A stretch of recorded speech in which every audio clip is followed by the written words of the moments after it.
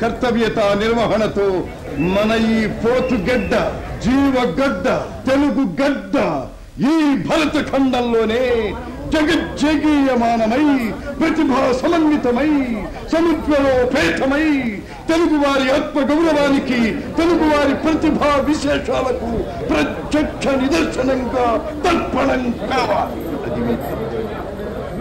ప్రతి కార్యకర్త అన్నగారి నుంచి స్ఫూర్తి పొందాలి. ఆయన ఆశయమే ఊపిరిగా, ఆయన ఆదర్శమే రక్తంగా, ఆయన సాంఘిక సంక్షేమ దృక్పథమే జీవనంగా ప్రతి కార్యకర్త తీర్చిదిద్దబడితే తెలుగుదేశం ఆశయం నెరవేరుతుంది.